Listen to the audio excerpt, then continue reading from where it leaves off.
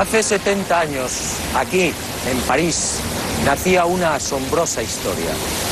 Otra más en este bello planeta encantado. Sígame y juzgue por sí mismo.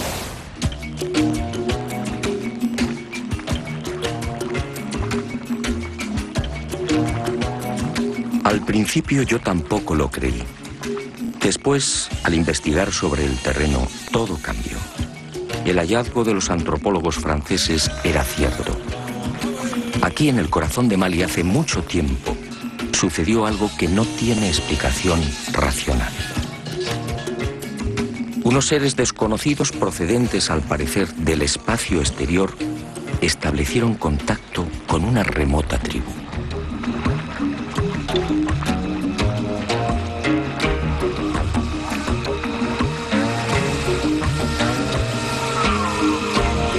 En realidad, como decía, la historia nació en París.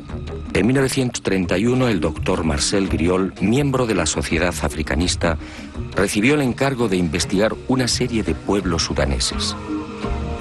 Y en esa labor, al penetrar en la meseta de Bandiagara, en la región oriental de Mali, el antropólogo francés recibiría la sorpresa de su vida.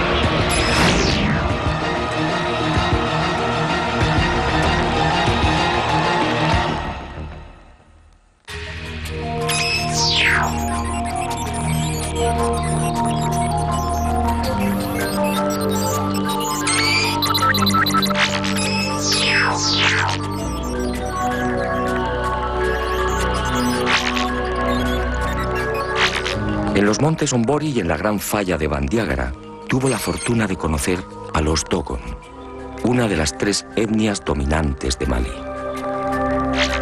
Allí, Griol fue informado de una historia oficialmente imposible.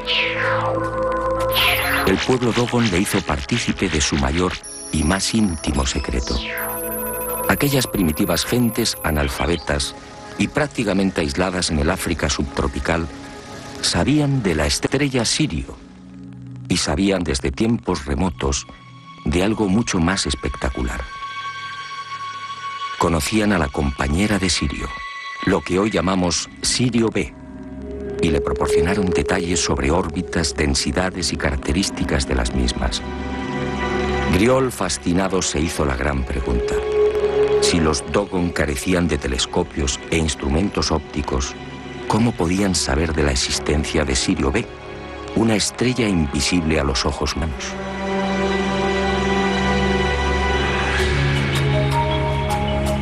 A su regreso a Francia, Marcel Griol indagó sobre Sirio. Los resultados lo confundieron definitivamente. En 1834, el astrónomo Johann Bessel, tras largos periodos de observación, llegó a una conclusión: Sirio tenía una compañera. Otra estrella pesada, mucho más pequeña e invisible, que alteraba la órbita de la reina del firmamento.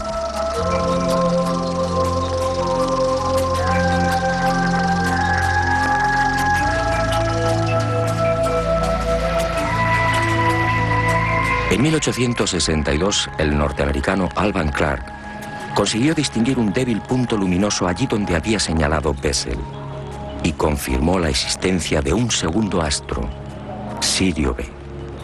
No se trataba, por tanto, de una estrella invisible, pero el brillo de Sirio A, de primera magnitud, eclipsaba prácticamente a la recién descubierta Sirio B. Después, a partir de 1915, llegaron otros descubrimientos. y se supo que Sirio B era una estrella increíblemente caliente, con una irradiación 3 veces superior a la de nuestro Sol.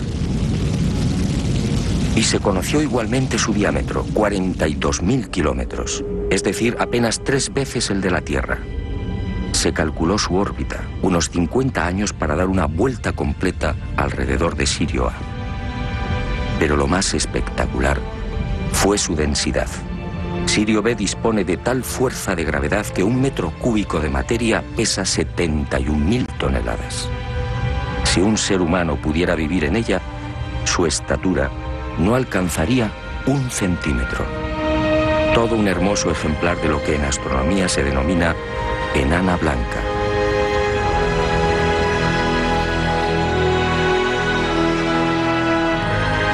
Años más tarde, en 1970, el astrónomo Irwin Lindenberg del Observatorio Naval Norteamericano en Washington conseguiría la primera fotografía de Sirio B. En ella, la enana blanca aparece como un tímido y casi insignificante punto blanco. A su lado, Sirio A, 10.000 veces más brillante.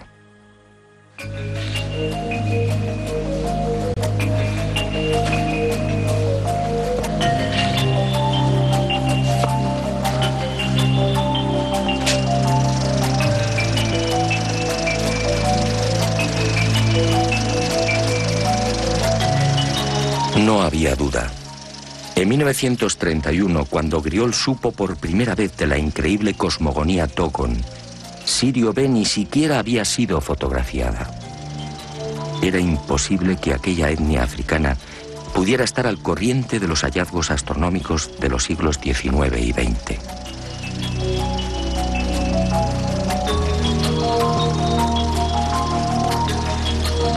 El impacto fue tal que en 1946 Griol regresó a Mali, esta vez acompañado por Germaine Dieterlen, etnóloga y secretaria de la Sociedad Africanista del Museo del Hombre de París. 4 años después, los investigadores franceses publicarían un dossier con sus averiguaciones. Aquel artículo, publicado en 1951 bajo el título Un sistema siriano en Sudán, pasó casi desapercibido.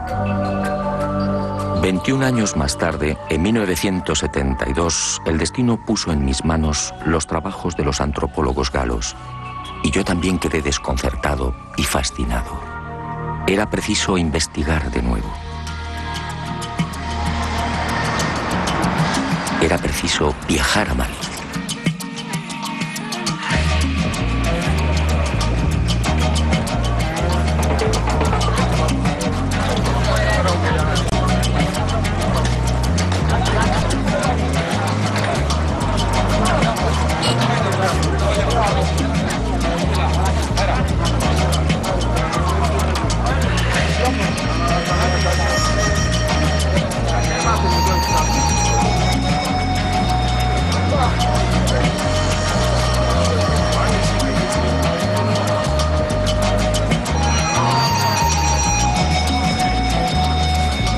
No voy a ocultarlo. En Mali muy pocos conocen el secreto de los Dogon. Al principio, nada más pisar la bulliciosa Bamako e iniciar las pesquisas, me sentí decepcionado. Después comprendí. Este pueblo multirracial, alegre y hospitalario como pocos, tiene una preocupación más urgente: sobrevivir.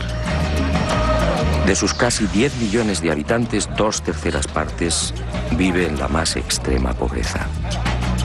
En las aldeas, el salario medio mensual no llega a $50. En las ciudades, un funcionario puede ganar algo más, alrededor de 80.000 cefas, es decir, unos $80. El índice de analfabetismo roza el 73%. La mortalidad infantil, especialmente en las aldeas, supera el 60%, con una expectativa de vida de 35 a 40 años. La malaria, tuberculosis, meningitis, infecciones intestinales y oculares, entre otras patologías, afectan al 80% de la población.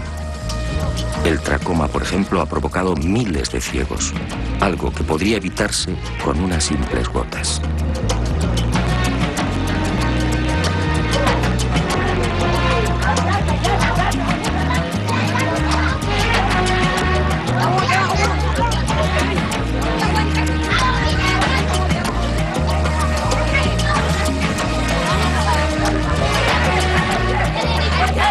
Mali confía en Alá y en el potencial de su juventud. El 60% de la población tiene menos de 20 años.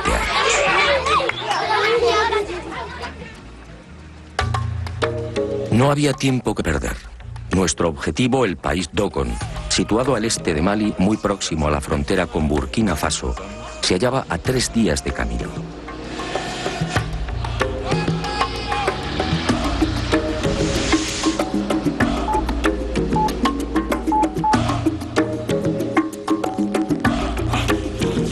La temporada de lluvias tocaba a su fin, pero no debíamos confiarnos. Los caminos, siempre difíciles en Mali, podían convertirse en torrenteras o cenagales de la noche a la mañana. No importaba. Como tampoco importó la dureza de las altas temperaturas, casi 40 grados Celsius al amanecer, o la humedad sofocante y estranguladora, con picos de un 90%. Ardía en deseos de llegar a la gran falla de Bandiagara e interrogar a los Dogon. Algo me decía que la historia narrada por Griol era solo una parte de la verdad. Y el destino, una vez más, fue benevolente con este aventurero. Nuestro singular objetivo exigía también un guía no menos especial y capacitado. Y en nuestro camino apareció Lassane Congo, un joven de la tribu de los Mosi, un veterano rastreador de leones en su país natal, Burkina Faso. Un descendiente de guerreros que a los 4 años se sometió al Wui, la prueba del dolor, permitiendo que un cuchillo abriera su rostro.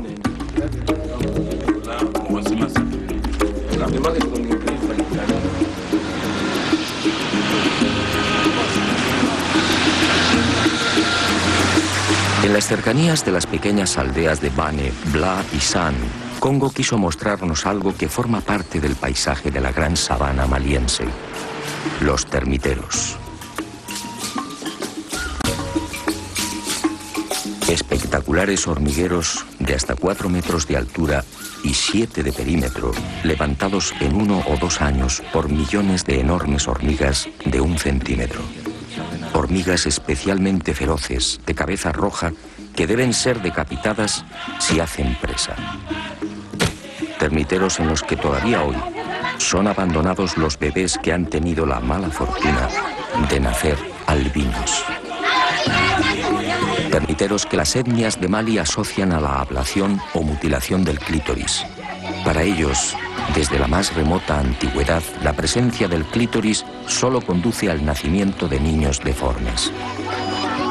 Más adelante, al hablar con los Dogon, aclaramos el porqué de esta superstición.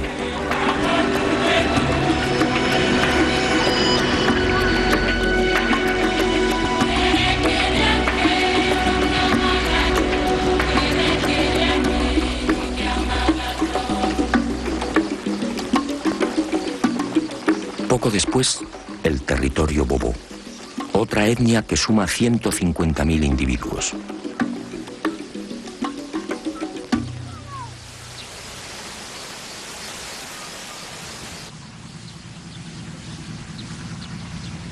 Los grandes especialistas en la cría de perros.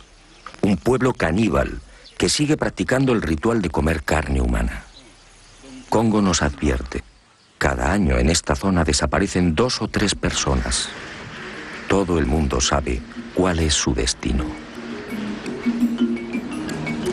Madou Dembélé es el patriarca de Mbé-Dougou, un mísero puñado de chozas de barro y paja. Aquí, como en el resto de las aldeas de Mali, no existe agua corriente, teléfono o luz eléctrica. Dembélé tiene 4 mujeres, el máximo permitido por el Corán. Algunas no alcanzan los 20 años. En Mali el 95% de las mujeres están casadas. Entre los hombres, en cambio, ese porcentaje no llega al 67%. La desproporción se debe a la poligamia.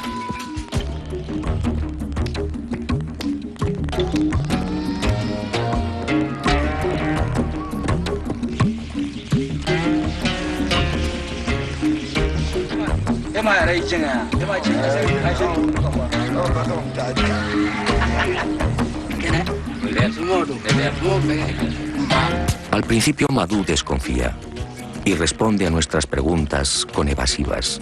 Somos blancos, es decir, diablos. Mañana, según él, podemos regresar con soldados y aniquilarlos. Congo sabiamente lo tranquiliza. Aprovechamos para aliviar la conjuntivitis de algunos de los niños y Dembele termina comprendiendo que somos gente de paz. Nos muestra la aldea y se despide con una frase sagrada para los Bubu. Alá ki bombosi yanga ki kusingiye. Que Dios permita que te crezca la barba.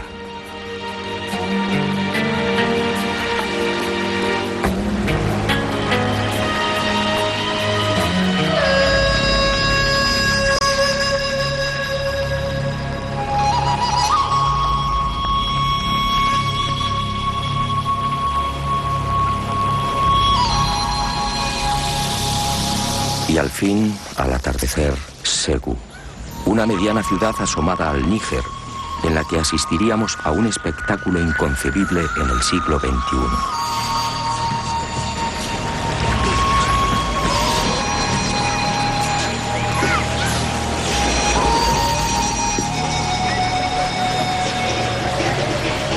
Cuando Congo me explicó sinceramente, no le creí. ¿Esclavos en el siglo XXI?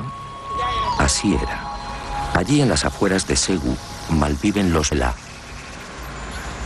los últimos esclavos del planeta.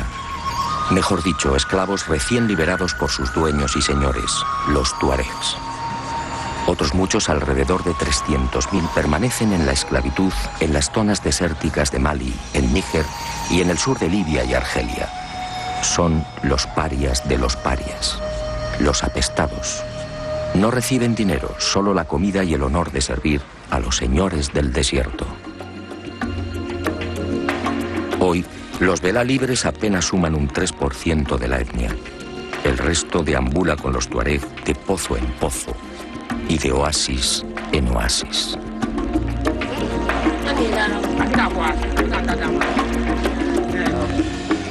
Al dejar atrás Ségou, no pude evitar un profundo sentimiento de tristeza.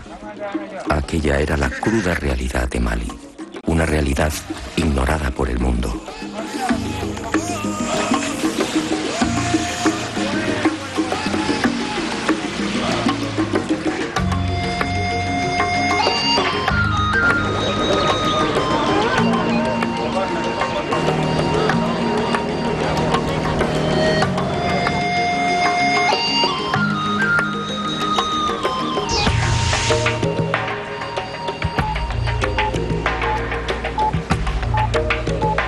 Pero la llegada a Yené, la ciudad más antigua del África subsahariana, me hizo olvidar de momento la angustiosa situación de los malienses.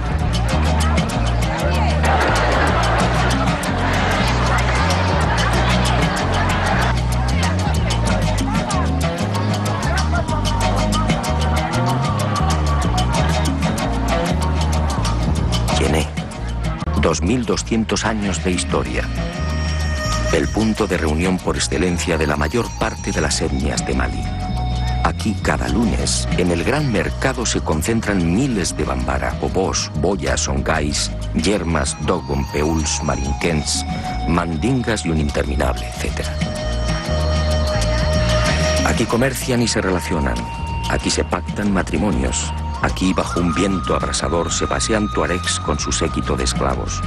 Aquí los maridos permiten que sus mujeres exhiban el oro que los acredita como hombres ricos. Aquí, solo las mujeres que se saben bellas pueden lucir un anillo de oro en la nariz. Aquí se hablan 50 dialectos. Aquí, en la ciudad que sirvió de inspiración a Julio Verne para su obra 5 semanas en globo, se alza la más famosa mezquita de la nación. Una construcción levantada en su totalidad con barro de la sabana, enriquecido con estiércol de vaca, paja, espinas de pescado y agua del Bani, afluente del Níger. Un monumento ocre y severo que debe ser remodelado cada año al concluir las lluvias.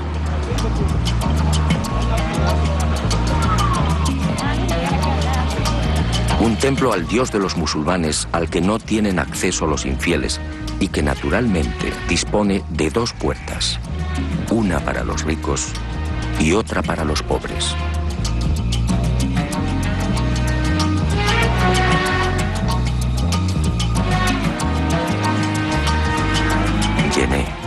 Una ciudad en la que los maestros coránicos enseñan a los niños en plena calle. Suras sagradas en la mano derecha y una fusta en la izquierda. Yené, un arco iris humano. Toda la grandeza y oscuridad de Mali en la palma de la mano.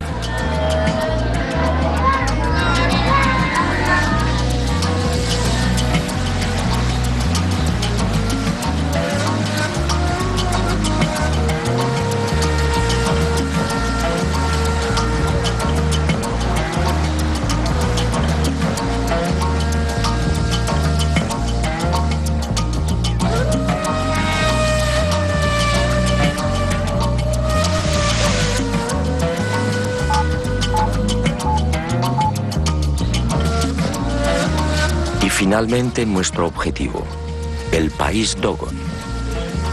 Un gigantesco acantilado de 200 kilómetros.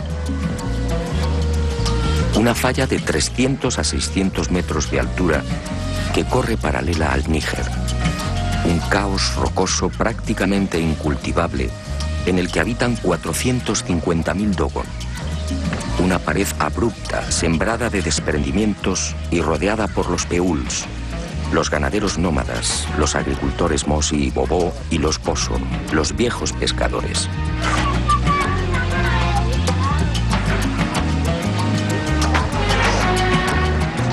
Un país en miniatura que disfruta de un especial microclima. Un país bendecido por las lluvias en el que crecen los majestuosos baobabs, las generosas ceibas y tamarindos, las serenas acacias y los lujuriosos mangos.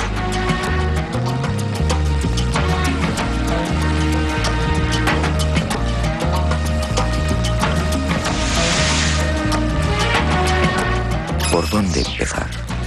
La Gran Falla reúne 700 aldeas. Y opté por seguir los pasos de Griol. Dedicaría toda mi atención a los poblados más pequeños. El aspecto del Dogon resulta inconfundible. La etnia se distingue por dos tipos básicos. El alto y musculoso muy próximo al modelo sudanés, de cabeza y ojos redondos y nariz grande. Y el más pequeño y numeroso. El Dogon rechoncho de hombros anchos y poderosos, cabello ensortijado, pómulos altos y ojos rasgados y maliciosos.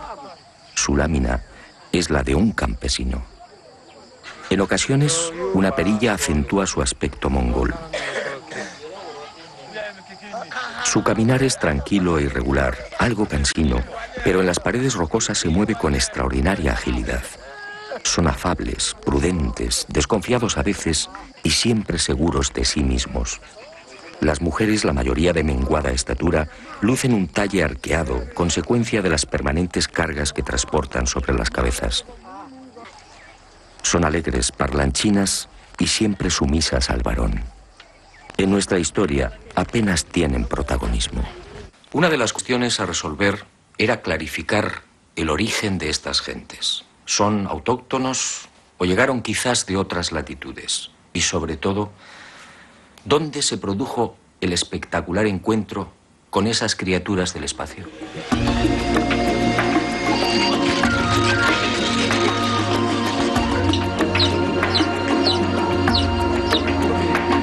Historiadores y antropólogos no terminan de coincidir. Ni siquiera ellos, los Dogon, lo saben con certeza. La hipótesis más factible apunta hacia el antiguo reino de Ghana. Allí, hacia el año 1040, la invasión de los almorávides debió propiciar el éxodo de numerosas etnias animistas que no deseaban convertirse al Islam. Y los Dogon fue uno de los pueblos que terminó huyendo hacia el este. La huida debió registrarse entre los siglos XI y XII. En las antiguas leyendas Dogon se menciona siempre un enemigo a caballo que los expulsó de las tierras occidentales. Esto, en principio, fijaba el lugar y la posible fecha del encuentro con los seres del espacio en territorio de Mali y no más allá de los referidos siglos XI o XII. Lo que sí aparece con nitidez en la tradición Dogon, corroborado por las excavaciones e investigaciones arqueológicas, es que al llegar a la Gran Falla, los fugitivos encontraron el lugar habitado por otro pueblo, los Telen, unos pigmeos que se adornaban con pinturas rojas. Los Telen vivían en unas casas singulares construidas en las cornisas de los acantilados. Para acceder a ellas se servían de cuerdas que colgaban desde lo alto de la falla y que descendían a su vez hasta la sabana. Los Dogon terminaron expulsándolos y utilizaron las casas colgantes como tumbas y graneros.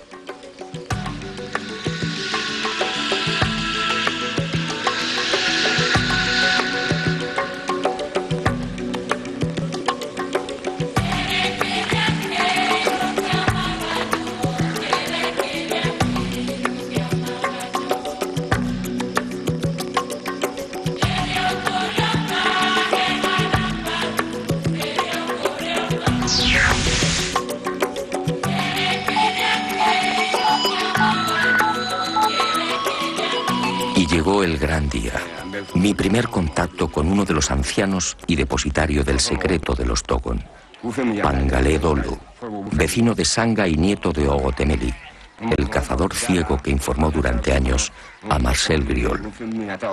En realidad, mis temores eran infundados. Tanto en los escritos de Griol como en los relatos de otros especialistas, pude observar cómo los antropólogos hacían especial énfasis en las grandes dificultades a la hora de obtener información por parte de los Dogon. Todos hablaban de un cerrado secretismo, un conocimiento iniciático que era transmitido después de una minuciosa selección del aspirante. Para mi sorpresa, como digo, tanto el anciano Pangalé como el resto de los sabios con los que conversé no expresaron contrariedad alguna ante mis deseos de conocer los detalles de aquel misterioso encuentro. Todo lo contrario. Y conforme fui profundizando en la asombrosa historia, aquel viejo presentimiento cobró fuerza. Griol y Dieterlen solo contaron una parte de la verdad.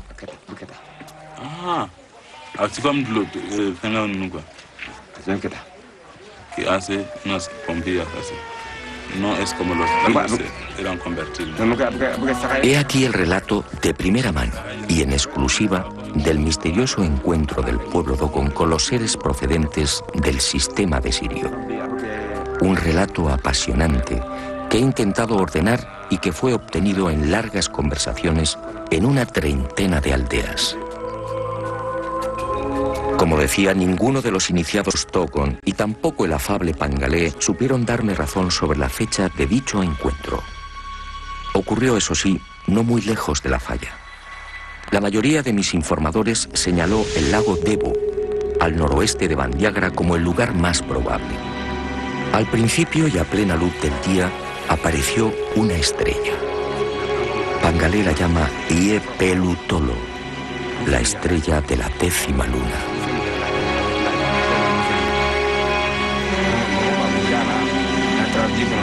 Y añaden que aquella estrella se hallaba rodeada de rayos rojos.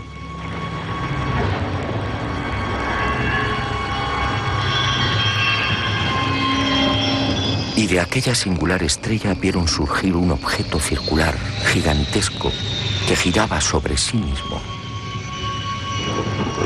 Pero al llegar al suelo, cambió de forma y se transformó en una especie de cesta con una base cuadrada y una abertura circular en lo alto. El arca, al posarse en la tierra del zorro, levantó una gran polvareda. Y los animales huyeron, y también los seres humanos.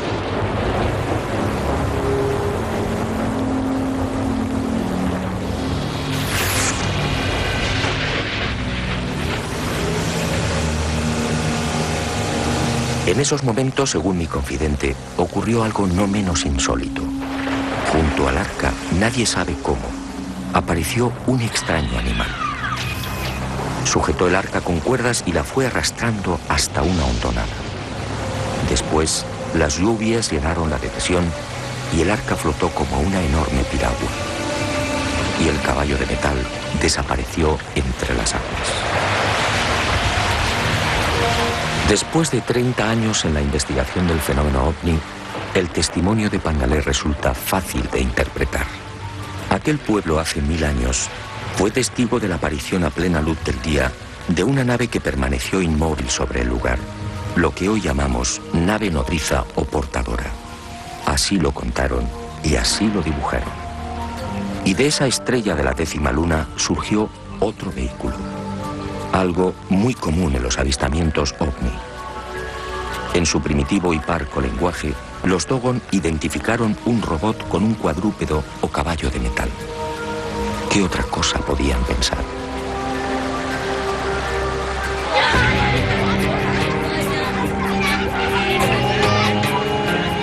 Pero la llegada del arca originó un primer problema.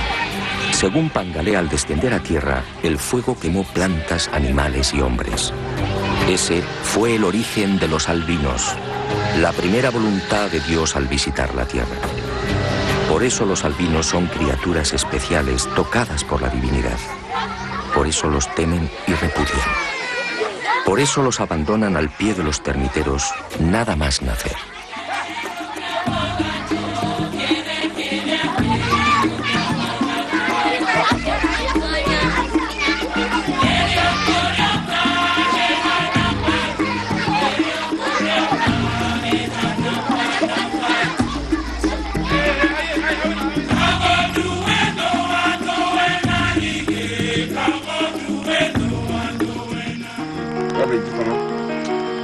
Pero sigamos con el relato. Un relato que obviamente se vio limitado por la carencia de palabras y conceptos. Aunque resulte increíble, hoy los Dogon no tienen conciencia de la llamada carrera espacial. No saben qué es un robot y mucho menos una nave no humana. Pangalé entonces explicó que según sus antepasados, del arca salieron los dioses. En total, 8. Aunque algunas versiones hablan de 8 parejas. Eran en realidad hombres peces. La cabeza y el tronco parecidos a los del hombre y el resto de cintura hacia abajo similar a la cola de un gran pez. Tenían 40 dientes, todos puntiagudos. Carecían de orejas y para escuchar colocaban sus manos palmeadas en forma de bocina sobre unos minúsculos orificios laterales. Los ojos eran rojos y en el cuello lucían arrugas similares a un collar. Solo disponían de 3 dedos y los dioses vivían en el agua. Desde entonces estos seres recibieron el nombre de Onomo o el gnomo del estanque. Pero por miedo y respeto los Dogon decidieron no pronunciar ese nombre y los designaron como Di-Tiji, dueño o señor del agua. Insistí una y otra vez en el aspecto físico de los gnomos y Pangalé, paciente y firme, replicó siempre con las mismas palabras. Hombres peces. Allí. Allí.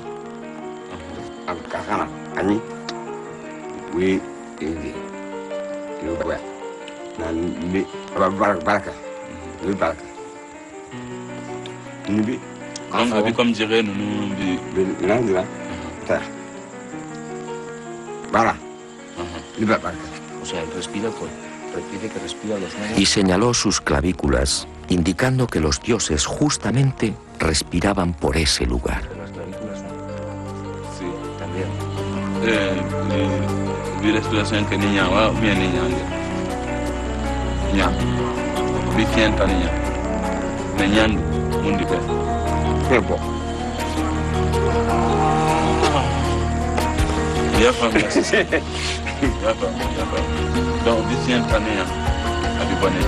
A lo largo de aquellos días, ganada la confianza de Pangalé, el anciano fue revelándome otros secretos. Así supe, por ejemplo, que los gnomos bajaron a la tierra para enseñar y de alguna manera evangelizar a los hombres.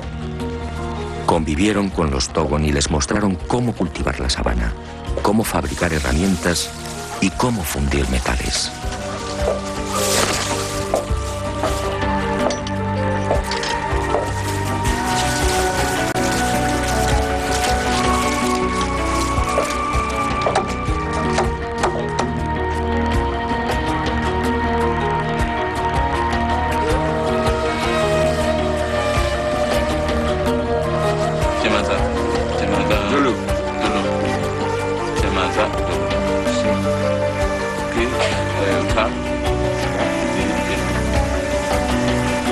Pero no todo fue una bendición.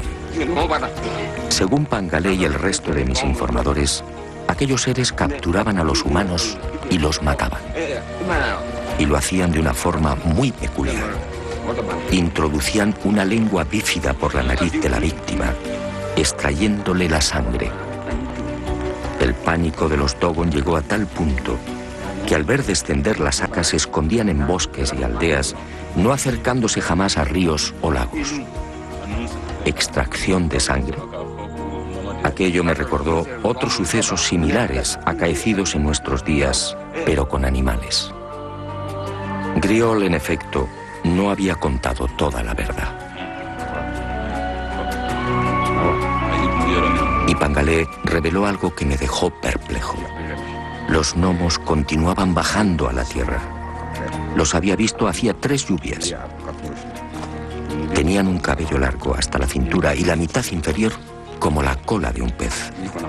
Se movían sin dificultad, sin tocar el suelo. Otros Dogon en otras aldeas me facilitaron idénticos testimonios.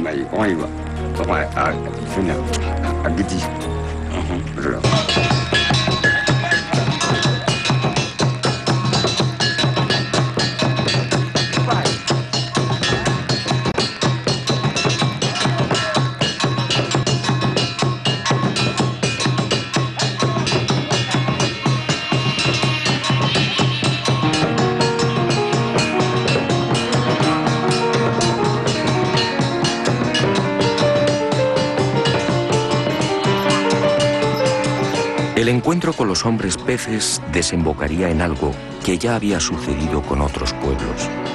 De aquel contacto nacería toda una liturgia y una nueva concepción de la vida. Y para celebrar la llegada de los gnomos, los Dogon establecieron una fiesta, el Sigi.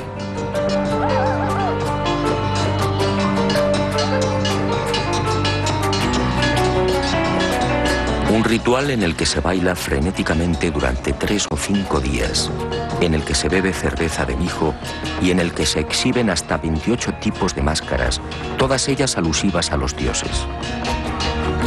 Algunas de hasta 3 metros de longitud representan los movimientos del arca en su descenso. Otras, como la Kanaga, encierran diferentes interpretaciones según las tribus. Para algunas recuerdan el signo que lucía el arca en su panza, un símbolo bien conocido en nuestros días por los investigadores de ovnis. Para otras, esa H es el vínculo que une a los vivos con los muertos.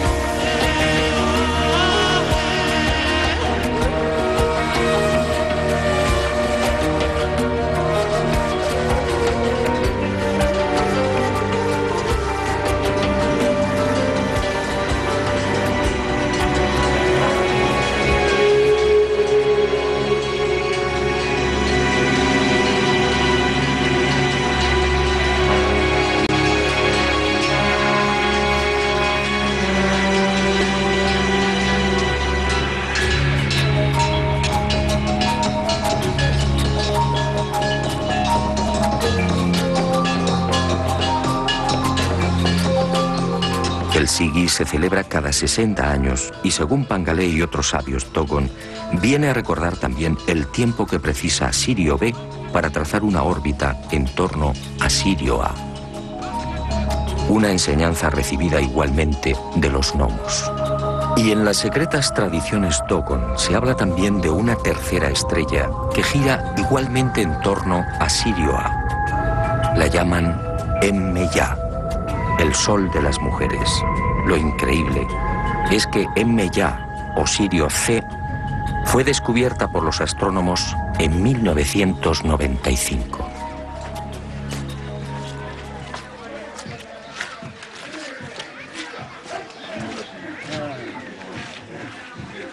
Hablar de los gnomos es siempre una cuestión solemne para aquellos que guardan la información.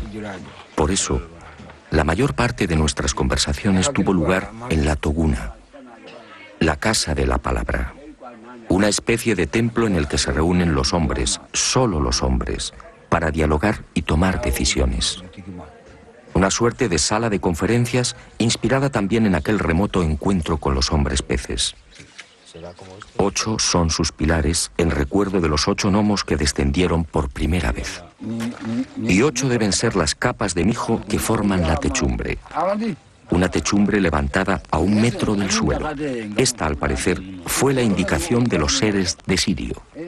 De esta forma, al no poder incorporarse, las discusiones transcurren en paz. Y fue en la Casa de la Palabra de Ireli, de Amani, de Ende, de Teli, de Yigibombo, de Songo y de Yugadugoru, entre otras aldeas donde fui enriqueciendo la información sobre aquellos seres del espacio.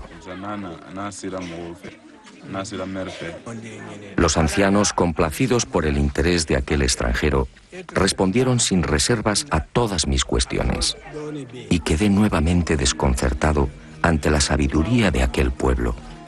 Los gnomos, al parecer, les enseñaron otras muchas cosas. Les enseñaron que hay otros mundos también habitados. Nosotros, por ejemplo, nos hallamos en la 4ª tierra. En la 3ª viven los hombres con cuernos. En la 5ª, los hombres con cola. En la 6ª tierra, los hombres alados. Los Dogon conocen la estructura en espiral de la Vía Láctea y hablan de 1000 millones de sistemas solares semejantes al nuestro. Conocen los 4 satélites interiores de Júpiter.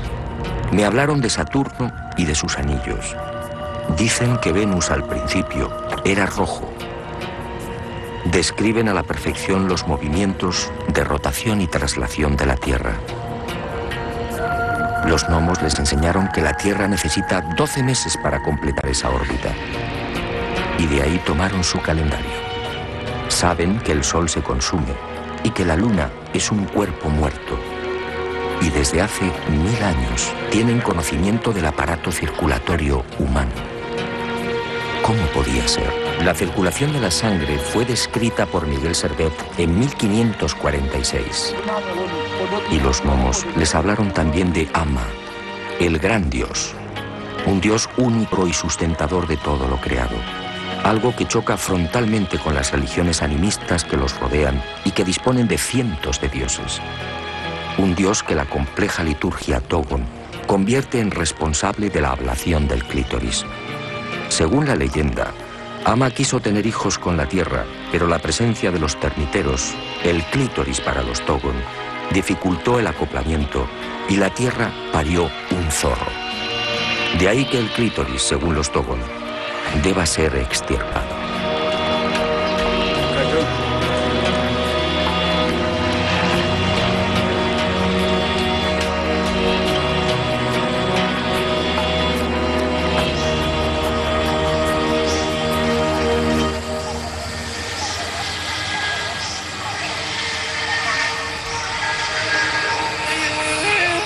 Tras 2 horas de dura ascensión alcanzamos la cumbre del Sinaí Dogon. Aquí, según la leyenda, tuvieron lugar los signos que anunciaban la llegada de los dioses de Sirio. La montaña de pronto se teñía de rojo. Era el primer anuncio. Los gnomos y sus arcas estaban a llegar. Y en la aldea crecían calabazas gigantes que nadie había sembrado. Y aquí, según la tradición, se registró la primera muerte de un gnomo. No se sabe con certeza cómo ocurrió, aunque los Dogon aseguran que aquel gnomo fue crucificado y al poco resucitó. Y regresará, dicen, para salvar al mundo. Tal y como sucediera en el resto de las aldeas, los Dogon no terminaban de comprender cómo aquel extranjero había logrado estos dibujos del arca y de los dioses. Discutieron entre ellos. Me observaron con curiosidad y también con cierto temor. Finalmente, tras reconocer que en efecto se trataba de los gnomos, sentenciaron: Tú solo puedes ser un misionero de los dioses. Solo ellos pueden haberte dado sus retratos. Esta ingenua creencia, no lo niego, me benefició. Y sus corazones se abrieron un poco más. Y supe que los gnomos, al salir del agua, tenían el poder de transformarse. Dejaban de ser hombres peces y aparecían como humanos, pero muy hermosos. Fue así como lograron mezclarse con los Dogon. Fue así como los adoctrinaron y fue así como bebieron la sangre de las víctimas. Según estos ancianos, el número de asesinatos se contó por cientos. Siempre bajaban con las lluvias. Siempre por el arco iris.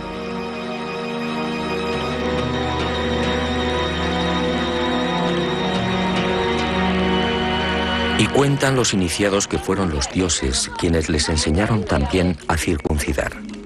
Y el pueblo Dogon escogió la aldea de Songo para este ceremonial sagrado.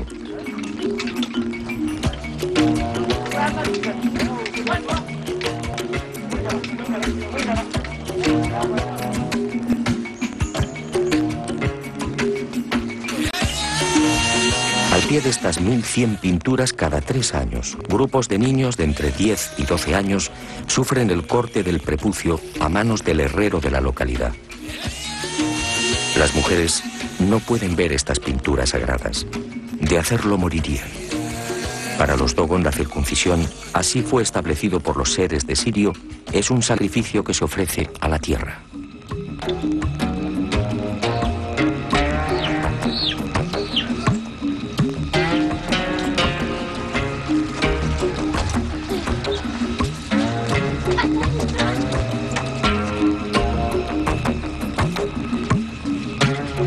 Nuestra visita al país Dogon no podía concluir sin una conversación con el hombre santo por excelencia, el Ogón, una mezcla de hechicero, médico y guía espiritual. El Dogon más respetado y temido. Vive solo, jamás se lava. El aseo corre a cargo de una serpiente que humedece su cuerpo con la lengua bífida. Una joven virgen que no haya alcanzado la menstruación es la encargada de cocinar para él. Solo baja a la aldea cuando debe tomar grandes decisiones. Es el responsable de las lluvias y de las buenas cosechas. El Ogón es otro de los grandes depositarios de la cosmogonía nacida del encuentro con los gnomos. Después de múltiples gestiones, Aregin Do, de 75 años, accedió a entrevistarse con aquel extranjero. Los rumores sobre el extraño misionero de los dioses que portaba imágenes del arca y de los gnomos no tardaron en propagarse por las aldeas, llegando también a oídos del Ogón de Ende. Y una tras otra fue confirmando las noticias proporcionadas por el resto de los sabios y ancianos. Y añadió algo más. Él, como Pangaletolo, también había visto a los dioses. Fue antes de las últimas lluvias y en un lago próximo a la aldea de Soningé. Al preguntar por el origen de aquel título, el de Ogón, Are me suministró otra información que tampoco fue reseñada por Griol. Según él, al descender a la tierra, los gnomos seleccionaron a los hombres más sabios y prudentes y los llevaron al arca. Allí permanecieron 3 meses y al regresar a las aldeas lo hicieron como superhombres. Desde entonces, solo el que ha visto a un gnomo puede ser Ogón. No pude evitarlo. Eché mano de las fotografías de ovnis que había llevado a Mali y se las mostré. El Ogón las observó perplejo. Sus palabras fueron rotundas. Estas son las arcas de los dioses. Si tú las tienes, es porque tú eres un Ogón.